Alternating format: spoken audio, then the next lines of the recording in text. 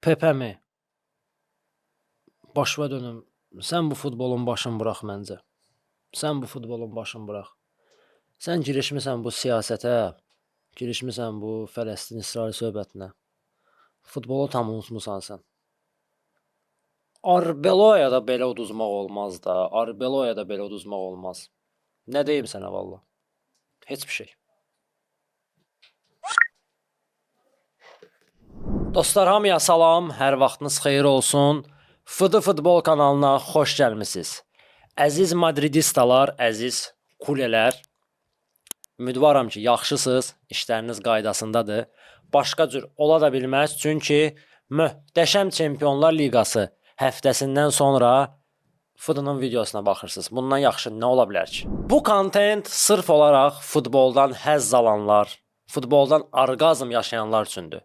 Əgər siz futbolu sırf olaraq qollardan və asistlərdən olduğunu düşünmürsünüzsə, incəliklərə, futbolçuların o möhtəşəm toxunuşlarına, hərəkətlərinə belə dəyər verirsinizsə, bu video sırf sizin üçündür dostlar.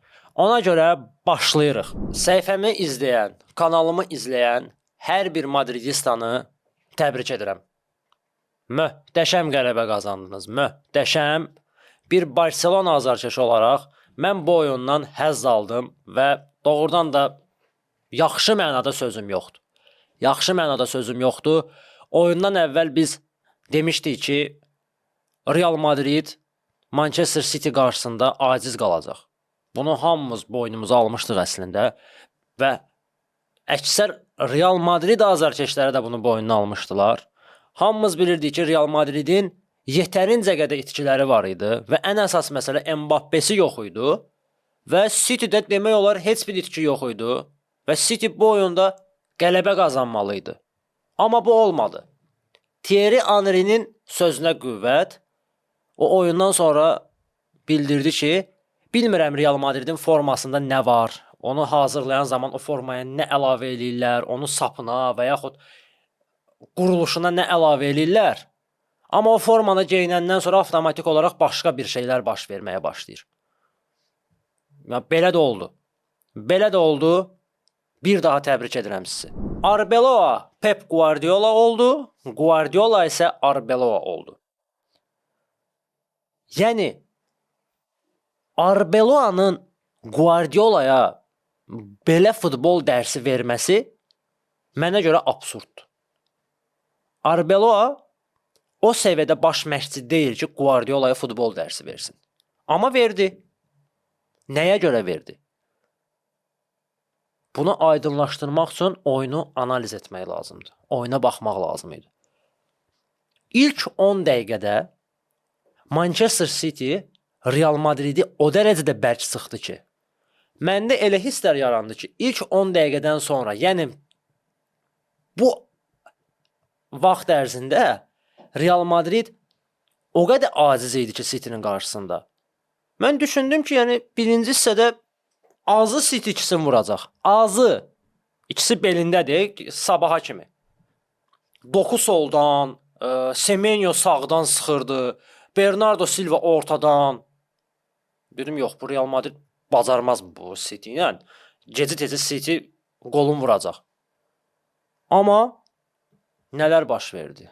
Səhnəyə Federico Valverde çıxdı. Futbol tarixində bəlkə belə bir şey olmayıb. Futbol tarixində belə bir şey olmayıb dostlar. Federico Valverde'nin etdikləri möhtəşəm idi, möhtəşəm. Yəni tarixə qızıl hərflərlə düşəcək bu oyun. Sırf olaraq Federico Valverde adına. Adam müdafiədə oynadı, adam yarım müdafiədə oynadı, adam hücumda oynadı. Mbappé oldu, Maldini oldu, Gattuso oldu. Sözüm yoxdur, halal olsun. Doğrudan da bu oyun Valverde möhtəşəm idi və öz oyunu ilə bizə futbolun orqazm yaşatdı 100%. Oyundan əvvəl mən demişdim ki, əgər Arbeloa Trent Alexander-Arnold'u Doku ilə üzbəyiz buraxsa, Doku onu məhv edəcək. Əslində ilk 10 dəqiqədə biz bunu gördük. Sadəcə olaraq həmin postun altından şərhlər gəlir ki, Fuad get tenisə bax, get futbola bax, belə elə nə bilim, get beyzbola bax. Okey, qoyun elə olsun. Amma problem ondadır ki, siz özünüz də bunu oyundan əvvəl qəbullanmışdınız. Özünüz belə bunu danmırdınız və siz də mənimlə razılaşmışdınız ki, Doku Arnoldu məhv edəcək. Amma oyundan sonra tam başqa şeylər deyirsiniz. Çünki siz özünüz belə inanmırdınız ki, Real Madrid eynən belə oynayacaq. Bu nəticəni əldə edəcək. Siz özünüz belə buna inanmırdınız, əziz Real Madrid azarkeşləri.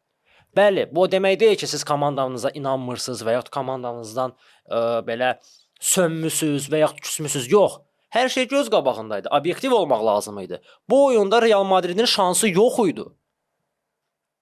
Yəni Real Madrid bu heyətlə, bu itkilərlə bu nəticəni verə bilməzdi məntiqlə. Və real olmayan bir şeylər baş verdi. Futboldan kənar bir şeylər baş verdi. Bu artıq futbol deyildi. Bu artıq bir ilahi qüvvə idi mənə görə. Bu futbol ilahisinin bir qüvvəsi idi ki, Real Madridin üzərinə gəldi və Real Madrid qələbə qazandı. Və bu sırf olaraq ancaq Real Madriddə ola bilər. Bu problemlərlə, bu zədələrlə, bu məşqçi ilə belə Manchester City-ni məğlub edə biləcək tək komanda Real Madriddir. Bunu mən boynuma alıram.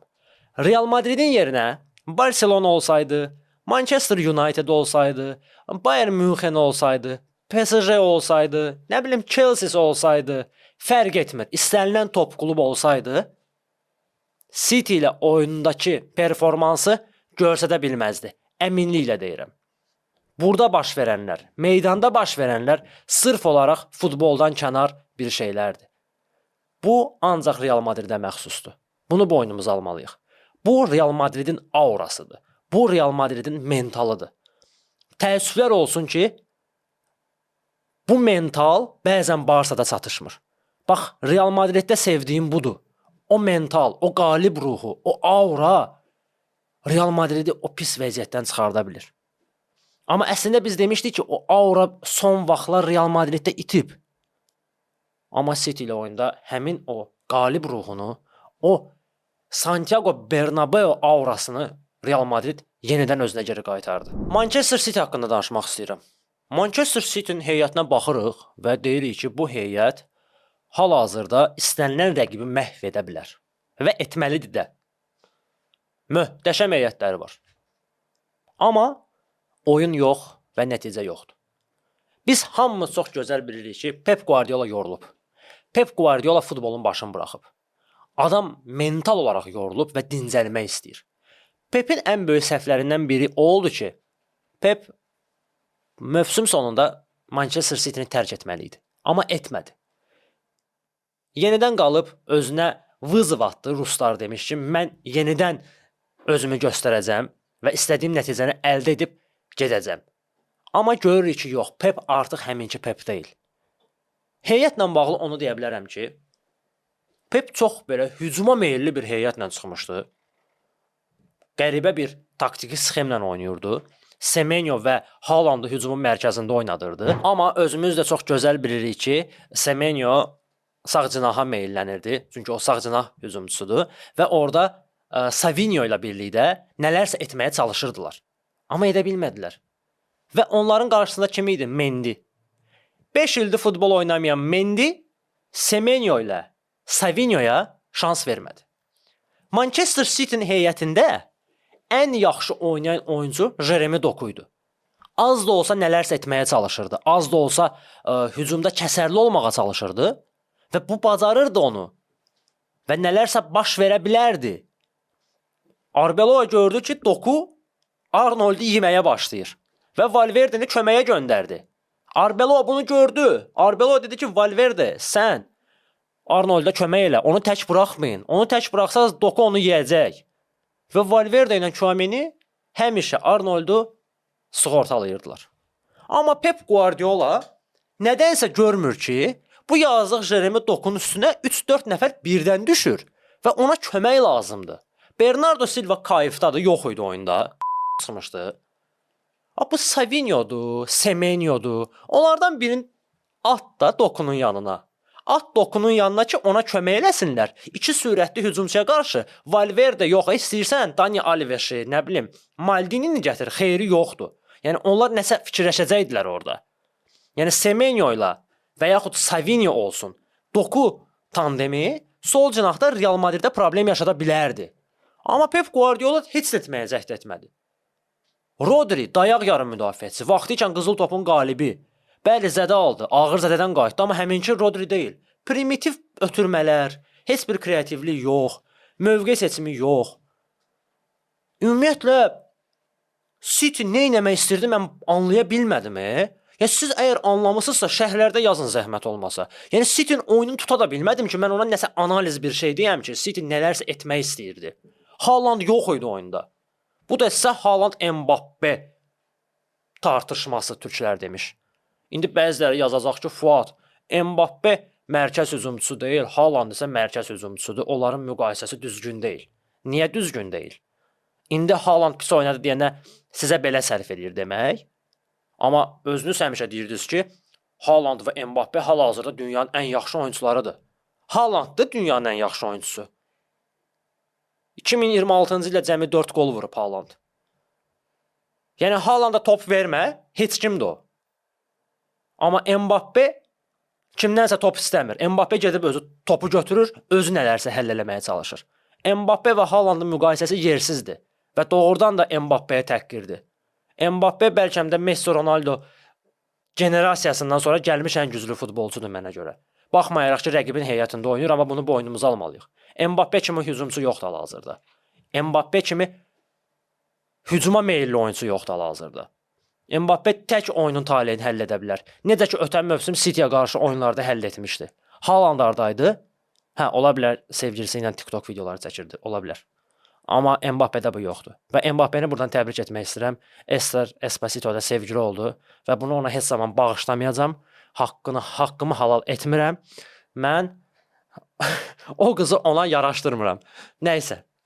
Ester, səni qəlbimdə mən illərlə saxlamışdım. Sənə olan simpatiyam, sənə olan o... Nəysə, Ester. Bağışlamaram səni heç vaxt. Sən əbədəli mənim ürəyimdən getdin. Adios. Nəysə, Esteri təriflədik, Mbappe'ni təriflədik, Haaland'ı itin soxub çıxartdıq, nə bilim, Semenyonu itin soxub çıxartdıq. Kimlər qaldı? Gehi. Real Madrid oyuncuları və başda Valverde olmaqla Gehini elədilər və yola saldılar təzədən Manchester City'yə ki, dedilər qaqa get, özünə sənət tap və biabırçılıq. Donnarumma top gəlir, qoltuğun qaldır. Okey, orada refleks deyərək Donnarumma'ya biz alibi verə bilərik ki, Donnarumma qınamıram. Hə, qoltuğun altından top keçdi. Okey, bunu anladım. Amma yəni ümumiyyətlə belə olmalı değildi. Bunu heç kim gözləmirdi. Və hələ ki Donnarumma'nın o çapıqlı üzündən öpərsiniz ki, o penaltini çıxartdı və az da olsa City'yə şans saxladı deyərdim. Amma deməyəcəm. Mənə görə City'nin şansı yoxdur. Mənə görə City artıq Çempionlar Liqası ilə bu mövsümlük sağollaşmalıdır. Çünki Real Madrid yenə də təkrar edirəm, elə bir komanda deyil ki, bu üstünlüyü əldən versin. Bunu Bayern verə bilər, bunu Barcelona verə bilər. Boynumuza almalıyıq. Yəni burada pis bir şey yoxdur dostlar. Barsa azarkeşlər əsəbləşməyin və yaxud məni qınamayın. Bunu boynumuza almalıyıq.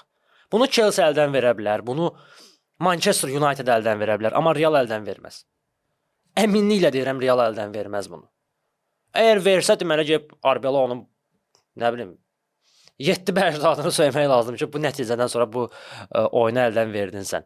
Amma inanmıram, yenidən təkrar edirəm, Mbappe də qayıtmalıdır və digər zədəli oyuncular da məncə qayıtmalıdır və Real Madrid nə qədər pis oynasa da Etihadda və hətta təsəvvür etsək ki, məğlub olur böyük hesabla, ağzından bir qolu vuracaq.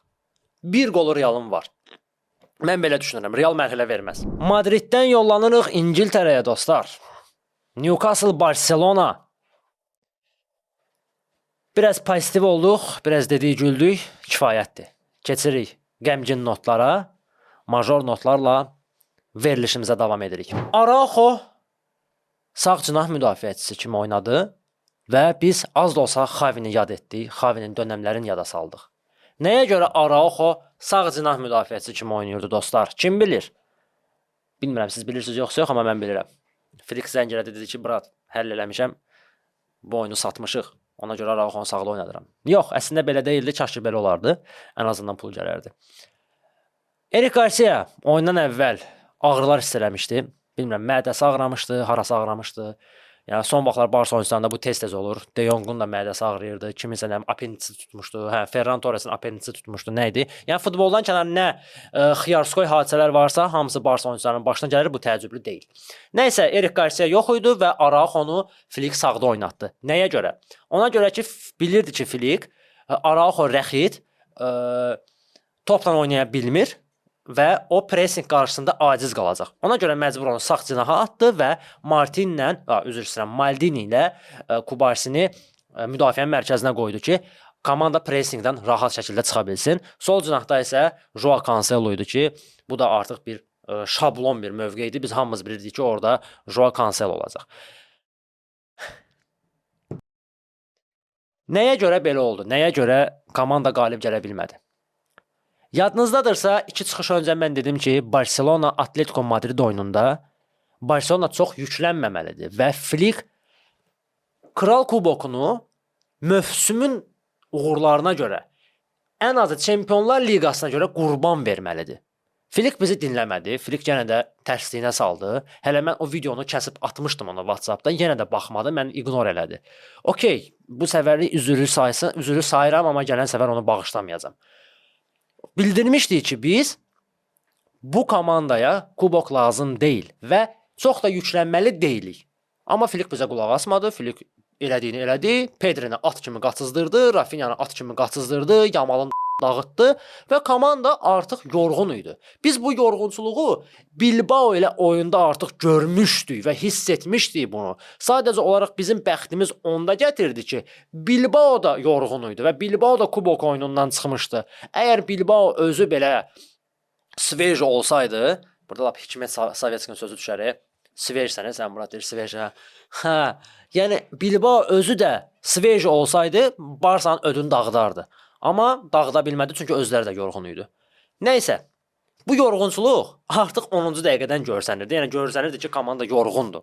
Yəni bunu hər kəs görürdü. Mən Azərbaycandan görürdüm bunu, amma Flick İngiltərədən görmürdüm. Biz hamımız çox gözəl bilirdik ki, ilk 15 dəqiqə Newcastle-a qarşı çox çətin olacaq. Nəyə görə? Biz bu sınaqdan bir dəfə keçmişik. Yadınızdadırsa, sentyabr ayında Newcastle-a qarşı oynayanda Newcastle eynən belə başlamışdı. Pressing, təzyiq və Barcelona 15-20 dəqiqədən sonra bu təzyiqin tısını yatırmışdı, oyunu öz kontrolu altına keçirmişdi. Amma bu səfər bunu edə bilmədilər. Daha doğrusu edə bildilər, tam edə bilmədilər. 15-20-ci dəqiqədən sonra komanda topu əlinə aldı, oyunu öz diktəsi üzərində qurmağa çalışırdı və hətta 1-2 epizodu olmuşdu ki, komanda Newcastle azlıqda yaxalaya bilmişdi. Sadəcə olaraq Rafinyanın biraz o neadekvat qərarları komandanı pis tərəfə apardı. Və Lewandowski'nin ləncliyi və ümidlərin ancaq Lamine Yamal olması. Yəni açıq boynumuza alaq da, hal-hazırda Barcelona'da ümidlər 2 nəfərədir də, yox 3 nəfərə üzr istəyirəm. Joao Garcia, Pedri və Lamine Yamal. Eynən Realdakı kimi. Thibaut Courtois, Valverde, Mbappé. Necə ki Mbappé ilə Courtois, üzr istəyirəm. Necə ki Valverde ilə Courtois Real Madrid-dan çıxartdı, bizi də həmişə çıxardan bu 3 nəfərdir. Bu səfər eybi yox. Yəni Olmo da bizi çıxartdı. O da Olmo'nun əməyi deyildi, daha çox Thiago'nun əməyidir ki, biraz qoyunluq elədi. O epizodda çox belə açıq ayaqla belə sərt oynadı. O olmasaydı, yəni məğlub olmuşduq. Problem məğlub olmaqda deyil, dostlar. Əziz Barcelona azarkeşləri. Problem Newcastle-a qalib gəlməməkdə deyil. Barcelona uduza da bilər. Barcelona heç-heçə də oynaya bilər Newcastle-la. Ola bilər. Bu işdir, bu futboldur, top yumrudur, hər şey ola bilər. Amma problem oyundadır. Oyunda. Əgər sən oyun görsətmədən məğlub olursansa, bu problemdir artıq. Deyəm ki, Barsanın bəxti gətirmədi, Barsanın epizodları oldu, top qapıya girmirdi. Nə bilim, Ramsdale orada buffonluq eləyirdi, Tonali orada qattuzoluq eləyirdi. Hələ nəzərə almalıyıq ki, Gordon yox idi, Murphy oynamırdı, Voltemade oynamırdı. Sağ cinahda oynayan hücumçunun adı nə idi Newcastle-da? Adı yenə yadımdan çıxır, həmişə onun adım. Ayda. Manchester United-dən gəlmişdi. Elanga. Elanga'nın biraz beyni olsaydı, Elanga'nın biraz o IQ-su olsaydı, Elanga Barsanın ödünü dağıdardı sağ cinahda. Nə qədər momentlər yaratdı. Heç birini vura bilmədi. Murphy oyuna girdi. Girən kimi assist elədi və qol oldu. Qola gəlmişkən. Araujo, qardaşım, səni İsrail belə düzəldən deyil. Sən lütfü İrana get. Ən yaxşı məsləhətin budur. Sən ora gedən yaxşısı. Səni orada düzəltməyəcək. Amma məncə İranda da düzəlməyəcəksən sən. Sənin müalicən yoxdur dostum. Mən anlaya bilmirəm. Nəyə görə sağ cinah müdafiəçisi dayaq yarım müdafiəçisinin mövqeyində oynayır? Daha doğrusu oynamır, onun mövqeyində sadəcə olaraq durub epizoda baxır. Mənimlə Araujo'nun fərqi ondaydı ki, Araujo ilinə milyonlar alıb o epizoda baxırdı. Mən isə ayıma 1000 manat maaş alaraq baxıram. Fərqimiz bir dənə bundaydı. Всё. Başqa heç bir fərqimiz yox idi. Və sağ cinah müdafiəçisi zonasında Rafinha idi. Məzələnirsiniz siz bizdən, yoxsa bu nədir belə? Nə baş verir? Araujo, sən orada nə atdırırsan adama deyərlər. Və heç nə eləmək istəmirsən. Sən epizodu izləyirsən sadəcə olaraq. Sağda Murphy dağıdır Cancelon ciyərin və adam avtomatik olaraq tutmalıdır ki, cərimə meydançasının içərisində indi Naves olacaq və avtomatik olaraq sən özünü ora soxmalısan. Sən isə qoyun kimi baxırsan epizoda. Sonra deyirlər ki, Araujo pis demə, Araujo söz demə. Yaxşı, adam səhv eləyər. Bax belə də səhv yoxdur. Bu səhv deyil, bu artıq futbol intellektinin olmamasıdır. Bu adamın futbol intellekti yoxdur. Oyunu oxuya bilmir. 70-ci dəqiqədə Pedri oyundan çıxanda mən belə çəkildim qırağa və dedim ki, "Всё. Bu oyun əldən getdi." Yəni bərabərliklə getsək Allahımıza şükür edərik. Qələbə haqqında düşünməyin mənası yoxdur. Nəyə görə? Çünki komandanın heyətində oyunu idarə edən tək bir adam oydu. Müdafiədən komandanı çıxardan oydu. Oyunun tempini idarə edən oydu. Həm sakitləşdirən, həm yüksəldən oydu və o gedəndən sonra artıq hər şey bəlli idi ki, bunu edən olmayacaq. Və 70-ci dəqiqədən sonra Newcastle elə təzyiqlə üstümüzə gəldi ki, hətta ikinci qolu, üçüncü qolu belə vura bilərdilər. Anlayırsınız nə demək istəyirəm? Yəni bu komanda Pedrisiz müdafiədən çıxa bilmir. Plus De Jong'un da yoxluğu sözün dedi. Bunu da boynumuza almalıyıq. De Jong da oyunda yox idi və De Jong'un yoxluğu konkret olaraq Pedrini az da olsa o öz keyfiyyətlərindən uzaqlaşdırdı. Pedri De Jong'dan asılı deyil. De Jong Pedri'dən asılıdır. Amma az da olsa De Jong öz o sehirli ayaqlarını Pedri'yə göstərəndə Pedri də belə bilir ki, mənim yanımda De Jong var da qardaşım. Mən nəsə quşlasam De Jong məni xilas eləyəcək. Və yaxud De Jongda da elədi ki, Pedri məni xilas eləyəcək. Amma onlar yox idi, qalmışdıq belə. Yəni Casado ilə sən heç nə eləyə bilmərsən. Uşaq Bernal'in hələ heç nə eləyə bilmərsən. Bernal'da perspektiv var ən azından. Amma Casado'da perspektiv yoxdur. Vaxt var idi ki, bu adama ən underrated yarım müdafiəçilərdən biri deyirdilər Casado'ya. Casado underrated deyil dostlar. Casado orta statistik yarım müdafiəçidir. Rayo Vallecano səviyyəsində, Osasuna səviyyəsində, Lazio səviyyəsində maksimum. Belə, yəni Casado'ya çox güvənmək olmaz. Rafinha haqqında danışmaq istəyirəm dostlar. Rafinha son oyunlarda demək olar yoxdur. Okey, hər bir oyunçunun düşüşü ola bilər. Bu normal bir şeydir. Mən Rafinha'nı tənqid etməyəcəm. Sadəcə olaraq mənə maraqlıdır ki, nəyə görə Rafinha'da belə bir situasiya baş verib. Rafinha ola bilər produktiv deyil. Qolu, asisti yoxdur. Mən bununla razıyam. Mən bunu qəbullanıram. Ola bilər. Hal-hazırda yüngülvari düşüş yaşaya bilər. Bu normaldır. Mbappé, Vinicius 10 neçə oyunda qol vurmurdu əslində. Amma Vinicius qol vurmaya ən azından öz driblingləri ilə, məntiqli oyunuyla Real Madridə hardasa kömək ola bilirdi. Amma Rafinha'da bu da yoxdur hal-hazırda və son 5-6 oyunda Rafinha bir o qədər də aktiv deyil və çox yersiz qərarlar verməyə başlayıb. Atletico oyunda biz bunu gördük. Barcelona ilk hissədə Atletico Madridlə oyunda 3-ün 2-yə çıxırdı, 3-ün 3-ə çıxırdı, üzr istəyirəm və orada Yamala ötürmə vermək əvəzinə ya da sola düşmək əvəzinə o götürdü, işləməyən ayağı ilə uzaqdan zərbə endirdi. Yəni bu artıq risk idi və bunu garantiləyə bilərdik ki, o qol olmaya bilər. Amma Rafinha bunu edir. Bəzən yersiz qərarlar verir. Məni qorxudan budur. Düşünürəm ki, Filik bu barədə ya Rafinha ilə danışacaq və hansısa tədbirləri görəcək, çünki belə olmaz. Bu düzgün bir şey deyil.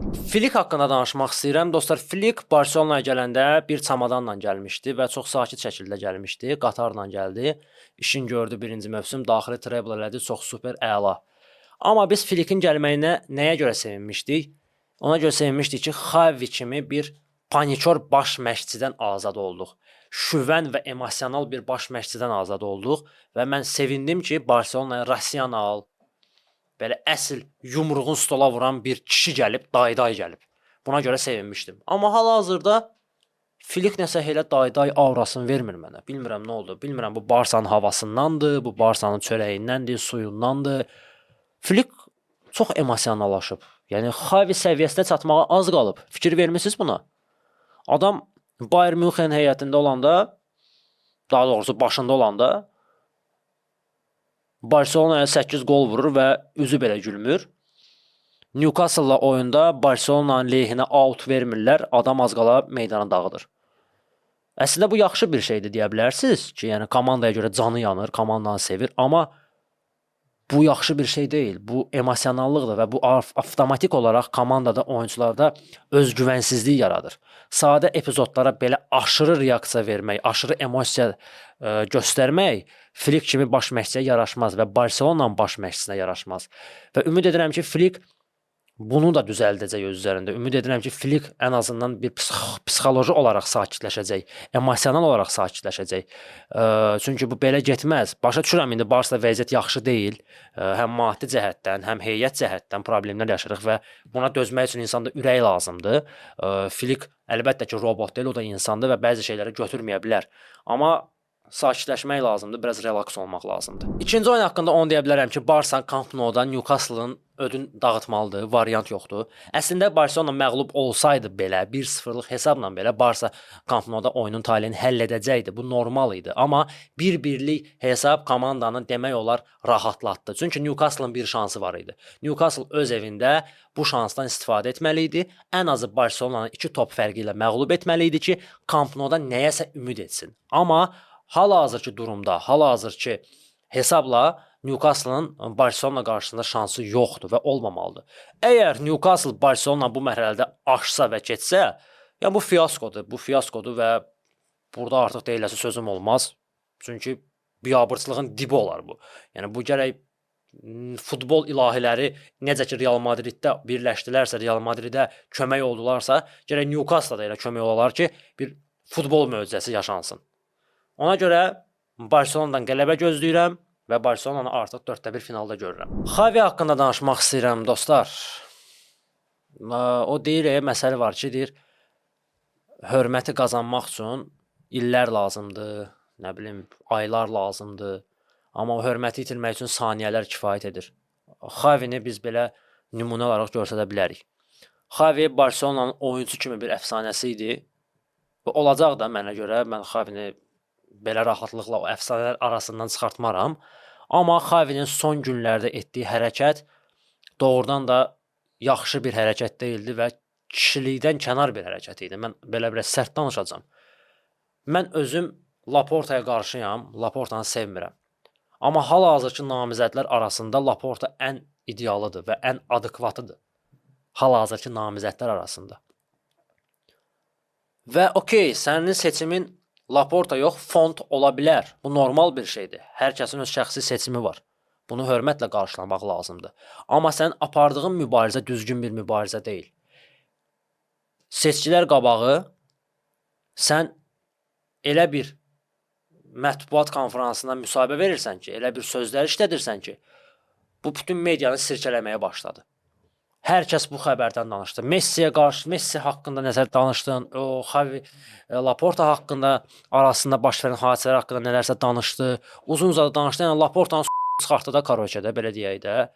Bu düzgün bir şey deyildi. Bu Laportaya qarşı bir provokasiya idi. Bu Laportaya qarşı bir tələy əslində və mən buna müsbət baxa bilmirəm, belə deyəcəm. Bu yaxşı bir hərəkət deyildi Xavi tərəfindən. Sən bu fikirləri əvvəlcədən də bildirə bilərdin. Bu normaldır. Sən bunu 1 ay, 2 ay əvvəl, 3 ay əvvəl deyə bilərdin. Amma sən bunu özündə sıxıb saxlamısan, o kinli dəvə kimi olur. Elə deyirlər, misal var.